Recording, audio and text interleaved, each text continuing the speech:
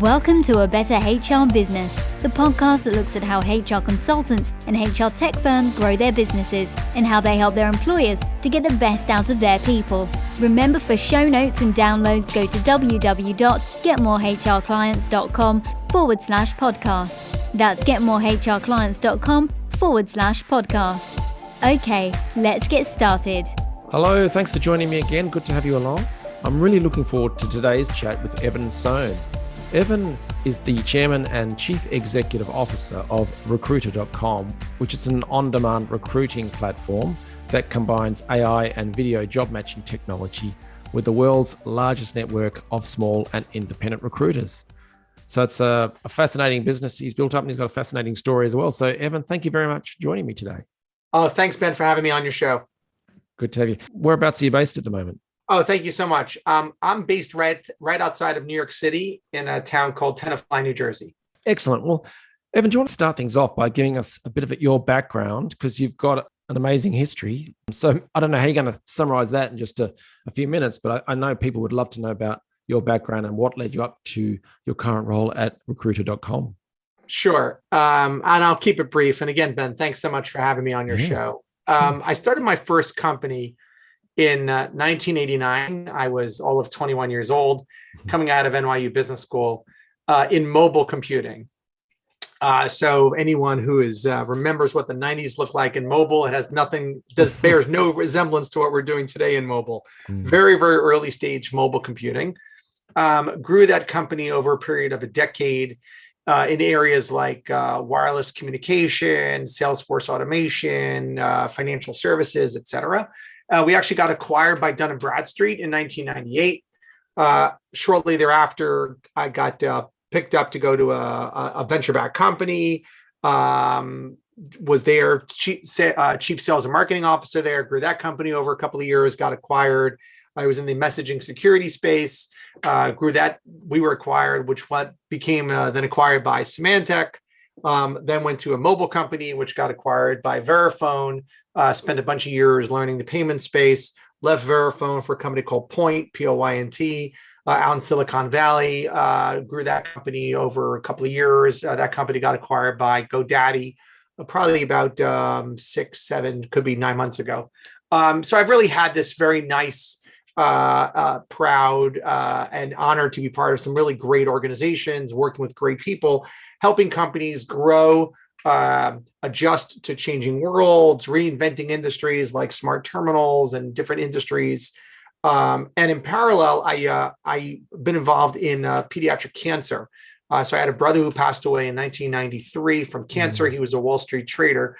And then his boss and friends and I started a foundation in his memory, of which the big event is an annual conference. It's a hedge fund conference, an idea conference.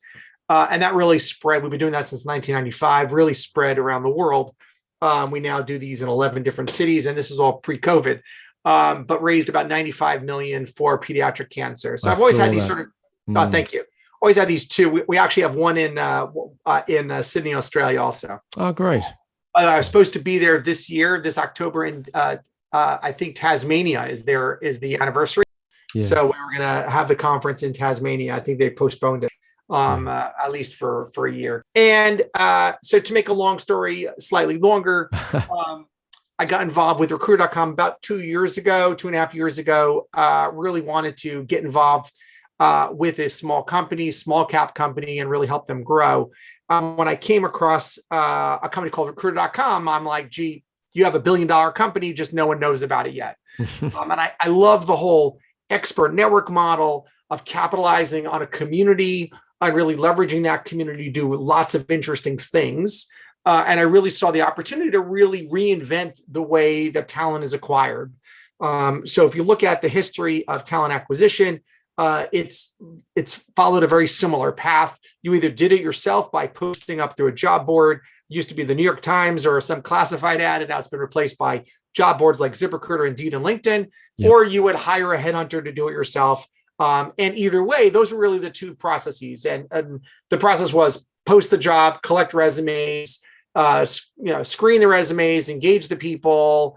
Collect resumes, engage the candidates, screen them, interview them, hire them. And that was the process throughout. That is the hiring process. And I really saw the opportunity first to really reinvent the way we acquire talent by helping companies of all sizes really own talent acquisition abilities through a network of freelance recruiters. Think of it as like Uber for talent acquisition. Mm-hmm. And then just like you would give an Uber driver a GPS to make sure they get to their destination, we have some incredible artificial intelligence software that really helps build pipelines and engage candidates and pipelines to really support our talent acquisition professionals, whether they're the in-house ones that work at our clients or the recruiters themselves on our platform. Got it. So how would an employer use recruiter.com, both the platform itself, so the AI and the job matching technology, but combine that with an independent recruiter? How does it all tie together? Yeah, no, it's a great question. And people come to us of all sizes to find talent, and either they want recruiters or they want pipeline or they want both. And that's really the conversation that we have with our clients. So if it's our ideal customer profile really is either the sophisticated company that sort of knows what they need. Gee, we need to make 100 hires in the next 6 months. We only have 4 in-house recruiters. We need more. So here's what I need. I need 3 journalists and 2 technical and 2 sourcers.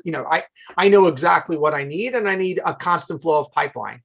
Or it's a high growth company that just raised some money and they fill 20 in different areas, et cetera. And they really don't have an experience in moving that quickly in terms of talent acquisition.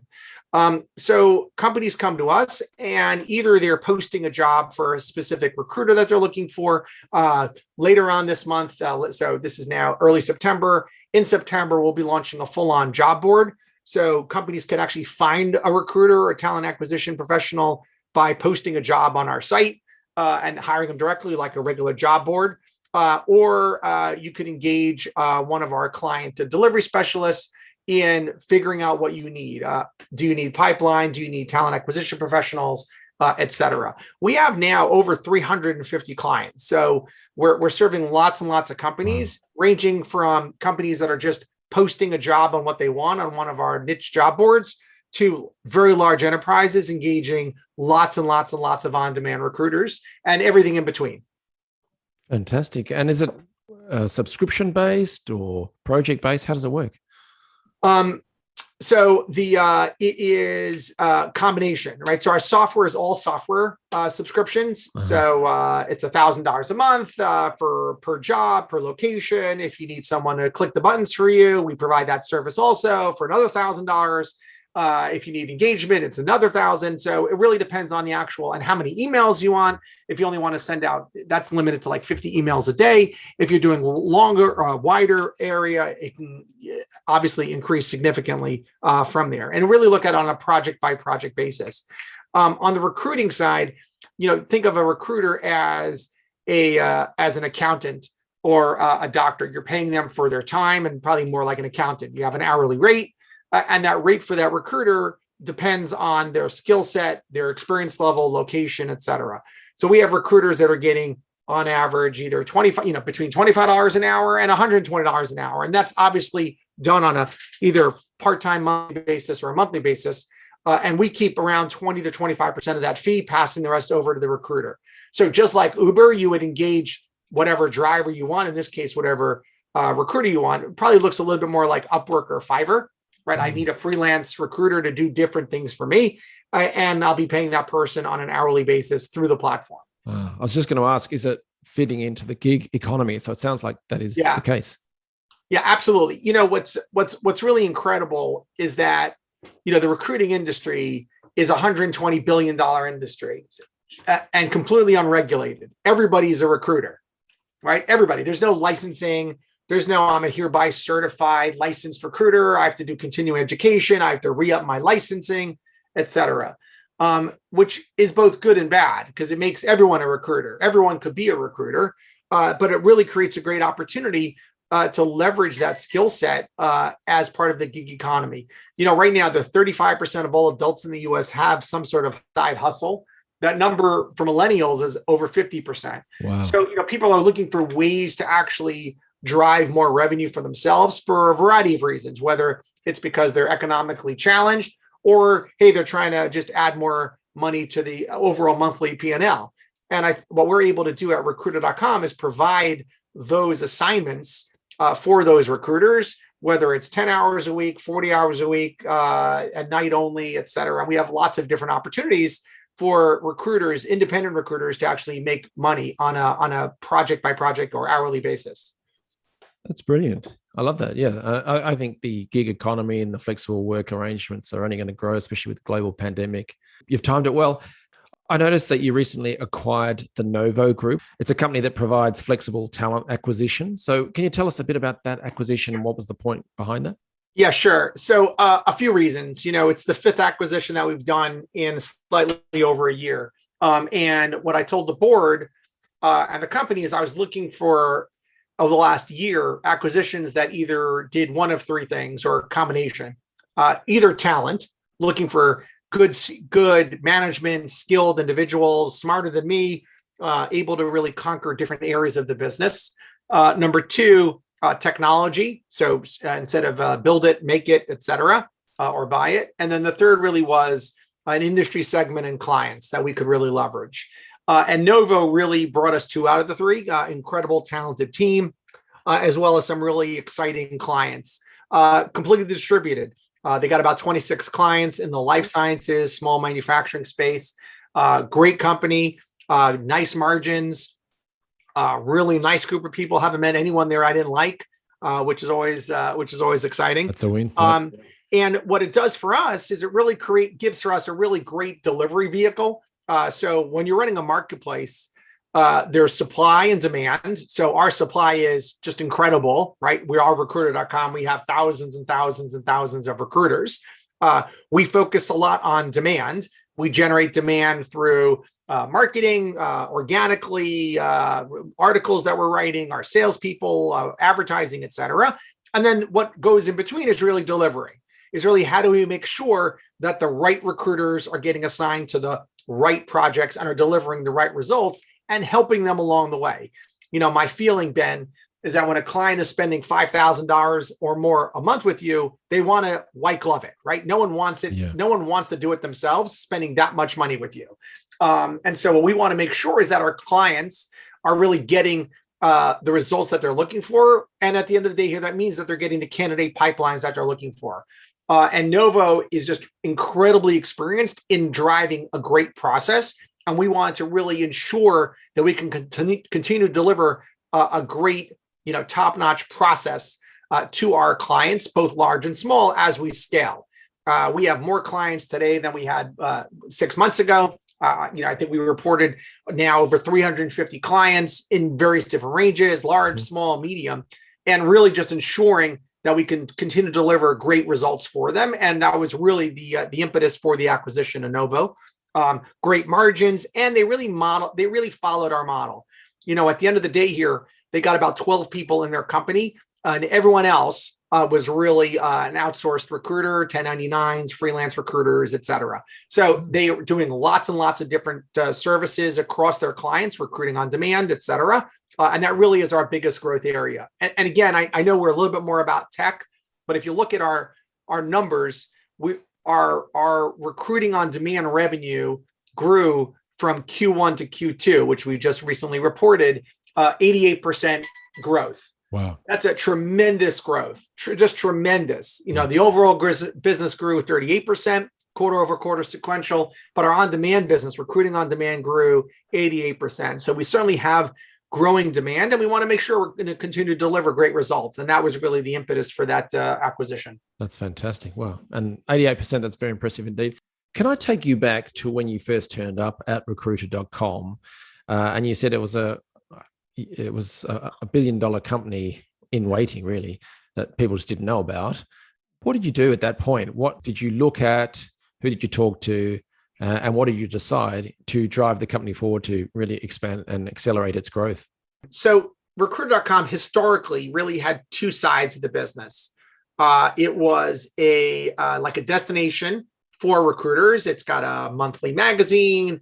We publish 3 articles a day. We have a giant LinkedIn group, 850,000 recruiters and HR professionals. So we sort of have this built-in marketing community. And it was really more of an ad media play, right? Companies were paying us to promote their wares to our community. Sure. We also had in the recruiting world, let's call it a split fee network, right? Which was a model that we've seen a few times in other companies. Hey, you have a job for you just found a job for a Java programmer. You're going to put on a platform and split the fee with a recruiter who can actually fill that role. While that sounds really nice, those are very challenging. And in my opinion, it really did not capitalize on the intrinsic value of the recruiter itself as a recruiter. It didn't really take into account the growth of the freelance industry, the gig economy. And quite frankly, it just didn't put enough value on talent acquisition. And when I saw the opportunity to really flip that whole model and really reinvent the way we recruit, let's go back to what I said earlier, Ben. Either you're going to do it yourself or you're going to hire someone to do it for you.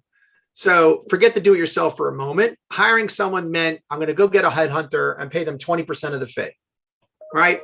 Now that worked really, really nicely. But let's now look at 2021 post-pandemic. If you saw a resume of someone 2 years ago, a 30-year-old who had been at the same company for 10 years, how would you describe that candidate? What words would you use 2 years ago? Solid, something like that. Solid. Staying. Loyal, steadfast, right? Yeah. Fantastic. Now, post-pandemic, 2021, it's now September 2nd. You see a 30-year-old at the same company for 10 years. Describe that person to me. Unhireable, or not mobile or emo. That's right. So you'd say not risk averse, not interested in trying new things, right? 2 years. This is a 2-year difference. That's a big change. Incredible. By the way, 2 years ago, we were talking about the efficacy of working from home 1 day a week, right? 2 years ago. So the whole world has changed. And when I sat around last April, so April 2020, right at the beginning of the pandemic, and I sat there and I said, gee, when this is all over, right, shutting down, who's going to win? All right, we can all predict things like Netflix will do very well because mom and dad are now going to go subscribe to something they didn't even know about. And everyone's going to order food through some sort of delivery service, a DoorDash, a Grubhub, Uber Eats, et cetera. Like we could figure all that out. But if you sat around and said, when this is all finished, what's the world, what else is going to happen? And I really sat down with the board and our senior team and said, you know what? The job market is never going to be the same. It's just never, ever going to be the same. And what that means is that there's going to be far more churn than there used to be. And work from anywhere is going to become hire from anywhere. And work-life balance is going to be focused on hybrid models and remote working. And the office that used to be in New York has half their people living in Florida coming up every now and then. Things are just never, ever going to change again. And I really promoted internally that this will be the golden age of recruiting. And recruiting will finally have its moment in the sun. And recruiting and talent acquisitions, every industry had its moment in the sun.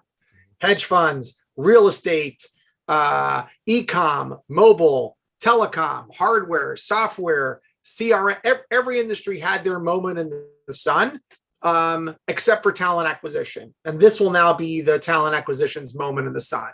And we doubled down, we raised some money. I quit my full-time job, became CEO in June of 2020, and really set a course up to say, what's this going to look like? And what's really going to look like, our companies, large and small, are going to need a fast turnaround and being able to access that talent, the talent acquisition people, to help them fill the roles that they either decimated their departments with, or now they need to expand. And so are you facing or encountering any fear from the recruitment world? Is it possible that they see it as you're going to tread on their toes and steal some of their thunder? Or are they coming on board and becoming part of the recruit network that you're building up? No one's ever asked me that, Ben. You're the first one. That's a great question. The answer I would probably say is that this is such a huge, giant, fragmented industry that one of the benefits of reinventing an industry is no one large ever sees you coming because they don't really care about you until it's too late. Yeah. Right. When you're coming in, I remember when Salesforce got started, right? When Salesforce.com got started, if you asked them who their competitor was, they wouldn't say Siebel or Oracle or the large CRM systems. They were saying a spreadsheet and Act was their Act. Remember ACT Act? There's like a contact management system. That's who they said was their competitor.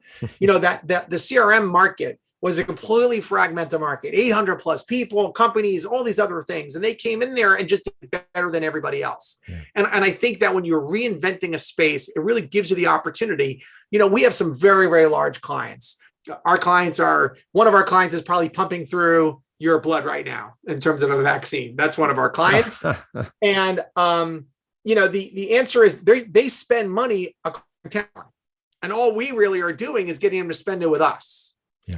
And that's really what we're looking to do. And I'll tell you what I love.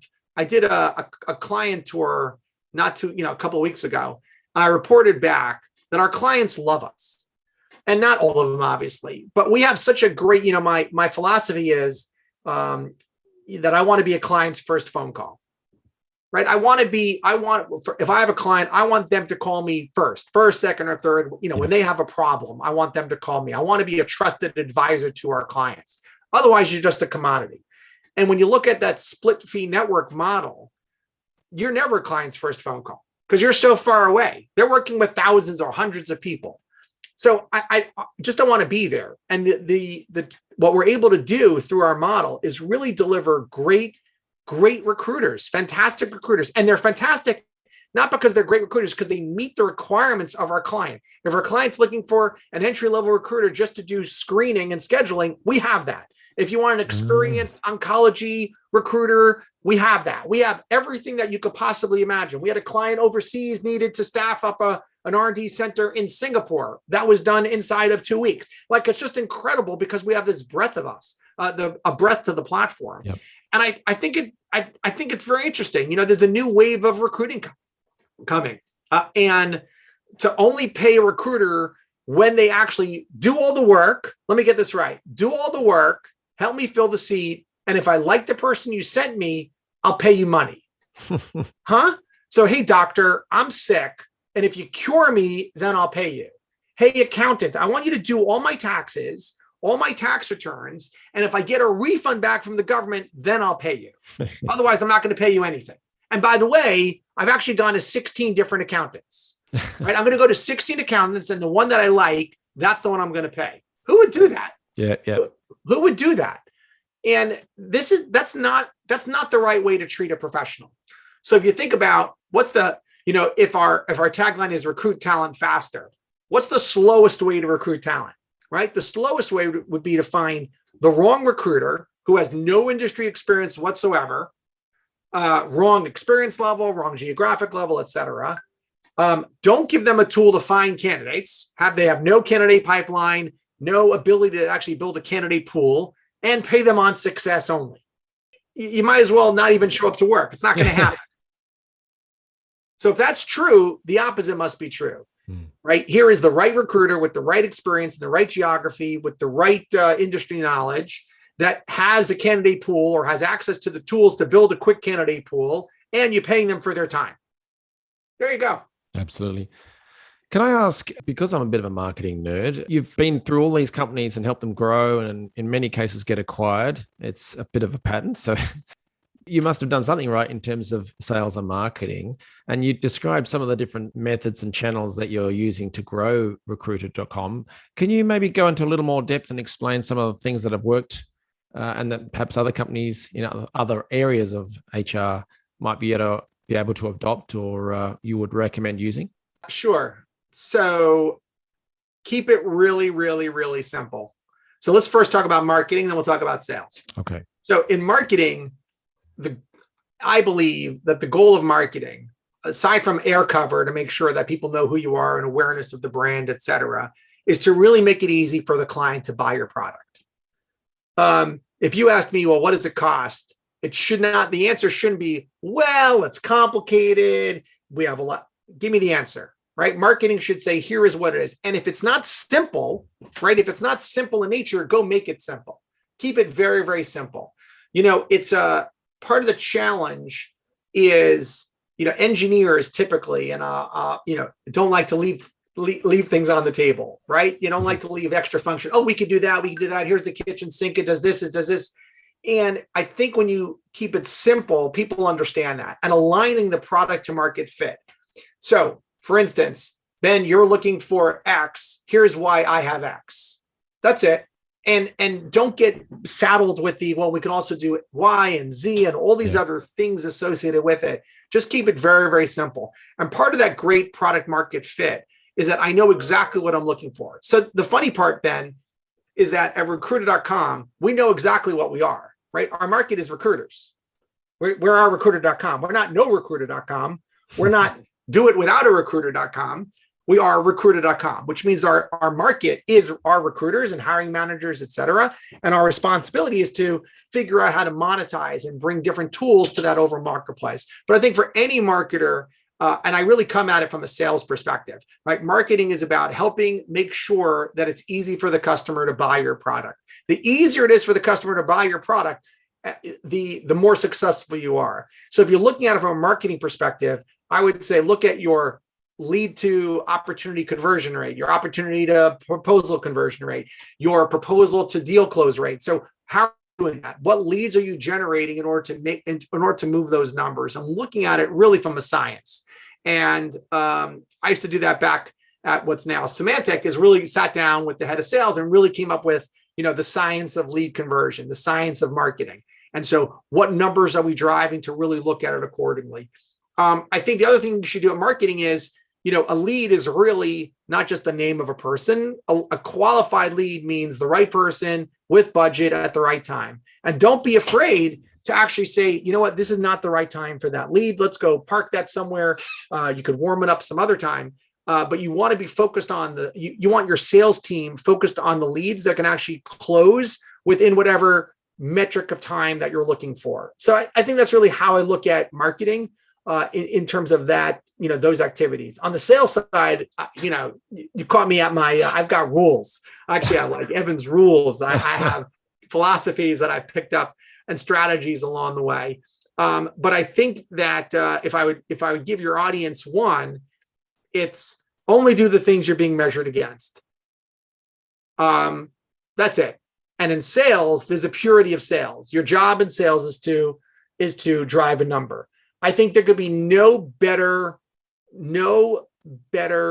industry segment aligned with remote working than sales. Because fact of the matter, Ben, if you were my sales guy, I don't care whether you're walking the dog or whether you're taking off the whole week. As long as you're hitting your number, it doesn't matter. Yeah. We're shifting as a society to as a metrics based work environment, right? Here's what I need to get done. Go get it done. I don't care what time you're doing it. We're seeing Bay Area companies now doing unlimited PTO. Why? Because what's the difference? I need you to get your job done. But there's no better defined metric for success than in sales, because it's a revenue number. So I think focused on doing the things that you're being measured against. And this is really a lesson for every segment. Too many people love distractions, and the reason they like distractions at work is they can say, look, I didn't get what I'm really being measured against done, because look at all these nice distractions I did. Like I got sucked into that thing. I did that. I did this. I did that. But you wake up a year later and you've not accomplished what you set out to accomplish because you got distracted. So just recognize that if you always keep in mind, do the thing that you're being measured against. And that means that anytime you're not doing the thing you're being measured against, is really a detour or a distraction from your primary goal. Absolutely. Yeah. On the marketing side that you described there, almost like the sales funnel itself, and you're looking at volume that's coming through and then the conversion percentages. And then you can apply an engineering mind to that, or a mathematical approach, and looking at what those conversion rates are and how can we bump them up, and what different offers or sales enablement tools do we need to employ. So yeah, that's very, very smart. Final question then is around partnering. So do you partner with either other companies or individuals? And if so, how do you do that? Yeah. So when you sent me over that question, I really liked it. And I looked at, some of the biggest deals that we did in August. And 50% of our enterprise clients came through referrals, partner referrals, et cetera. So it was really interesting to see. So, hey, thanks for asking that question. But it really shows that, look, aside from the fact that we can help a partner get some compensation for it, et cetera, people want to see people succeed. And if your audience has a client that has an issue regarding talent acquisition, they need recruiters, they need software. There's nothing better than being the one that drove victory for your client. It always comes around, right? You want to be the one that drove the victory for your client. And so that's probably why we're seeing this. I'll tell you, honestly, 2 of the partners, we don't even have anything signed with them. It was like a handshake. So it's really nice to see. And look, we're all faced with clients that have appetites for talent, right? We're living in a world now where there are more open jobs than people who are unemployed. Yeah. Crazy, right? We're seeing skilled labor that no one can find. We're seeing hourly workers that no one can find. We're seeing people leaving companies and getting ready to leave companies. So just a real crazy world that we're living in. So companies need help. And our audience, the audience of HR professionals and talent acquisition professionals are really at the epicenter of all this activity. And whatever we can do to help you, your audience, et cetera, please, by all means, you can email me, evan@recruiter.com. You can visit the website. But we're really here to help. We have a Slack channel, and we actually celebrate candidate placements. So we don't just celebrate signing a customer. Well, that's all fine. That's all great. We actually celebrate when the recruiters on demand are actually doing placements of candidates. We celebrate that. And I'll tell you, we have one client. It's a big client. It was a big project that we did. And inside of 4 months, we had inside of 4 months, we had 140 hires inside of 4 months. Wow. Well done. Now that was scaling up to at one point 16 on-demand recruiters and tools, and they were using our software to its fullest extent, lots of jobs. They were using our job board. They were using everything. But to hit that number, that's a pretty serious number to be able to get. So that was very exciting for us to learn that. That's fantastic. Yeah. Well, yeah. So if you're listening to this and you've got the opportunity to partner up or become even a recruiter itself for recruiter.com, definitely urge you to take action on that one. So Evan, if people want to learn more or find out more about partnering and et cetera, what should they do next? I would go to the website, recruiter.com. There's an area there for recruiters to sign up or contact information. There's a contact form. We have a really good team that's monitoring those emails. There's live chat. There's a bunch of different things you could do. So we'll rest assured we'll be able to find out who you are and help you with whatever talent acquisition issues you're dealing with, whether it's partnering, tools, joining the community, et cetera. Excellent. Well, thank you very much. Well, Evan, that just leaves me to thank you for sharing your story and your advice. And I just wish you the best for yourself and for recruiter.com. It sounds like you've done some amazing things and more to come. Thank you. The journey is just getting started, and partnering with guys like you and your podcast to really help spread the word. We're all here for the same thing. We're all here to help people get better lives at the end of the day. And it's just an honor to be part of your experience, your journey, and your show. Brilliant. Thanks a lot, Evan. Thanks for joining us today on A Better HR Business, the podcast that explores the world of HR consulting and HR tech businesses. For show notes and downloads, go to www.getmorehrclients.com/podcast. That's getmorehrclients.com/podcast. Remember to subscribe and share the show with any friends who are busy growing a HR business. Thanks, and see you next time.